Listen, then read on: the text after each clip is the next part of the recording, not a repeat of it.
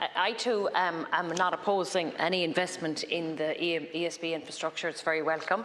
But what I am concerned about and what I am opposing is where this investment is going to go, what the money is going to be spent on.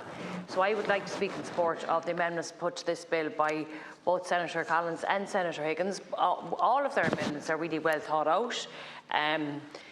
They make a whole lot of sense, and they've put a lot of work into them. So I really hope that you do listen to these amendments, Minister, because there's a very palpable feeling both in the House and in the country that data centres are taking more than their fair share of the energy available, and they're putting the stability of our grid at risk, and that they offer very little in terms of direct employment or other benefits. And we know this, that there's a broad range of opinions offered around this, and in fairness, they all should be listened to. But what we do know is that data centres currently consume almost 1/4 of Ireland's electricity, and that is predicted to rise towards 1/3 in the coming years.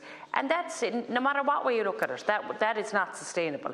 If we do not start to put more rigorous controls in place around the construction and fuelling of often billionaire-owned data centres, we as a country are sending a very clear signal to the world and to extractive industries that we have abandoned, and we're basically abandoned our climate targets, and that we're open to any kind of business.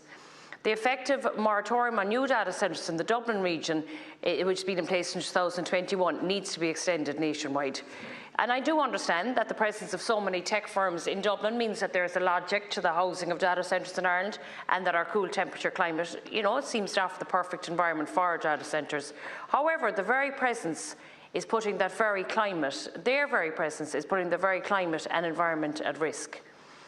Data centres are dependent upon huge amounts of electricity. We know this. They're using all, like Senator Higgins said already, they're using all of the additional green energy we have generated over the last number of years, meaning that we have made no progress at all in our climate goals on energy use.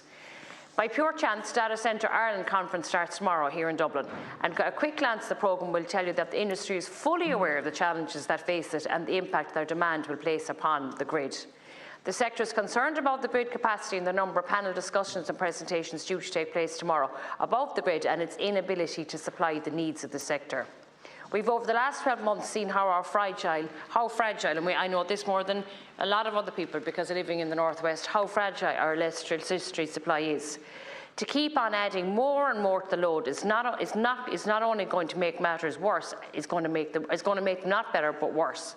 Providing power separate from the grid, perhaps a dedicated off-grid generation unit for each data centre, may be a solution, and it's certainly a solution which many data centres seem to be pursuing. But that fact then puts into sharp relief the link which Senator Higgins' amendments 3 to 7 has drawn between data centres and the fossil fuel industry and fossil fuel infrastructure. We cannot allow the insatiable appetites of data centre to lead us down a path towards LNG. We know that LNG is a gas that is rich in methane, which is 80 times more warming than carbon dioxide. And we can't be moved towards any other fossil fuel infrastructure that will do nothing for ordinary consumers and will put us even further away from meeting our climate commitments. I just find it baffling. Let's be clear, we don't need any more data centres. What we do need, which both senators have said here, we need more hospitals, we need more guard stations, we need water safety, wastewater treatment plants, we need more homes, and we definitely need to meet our legally binding climate targets, which we're not going to be on course to set if we keep heading down towards this road. Until the data centre sector identifies and provides adequate supplies of renewable electricity to power themselves, we should not be encouraging further development of data centres.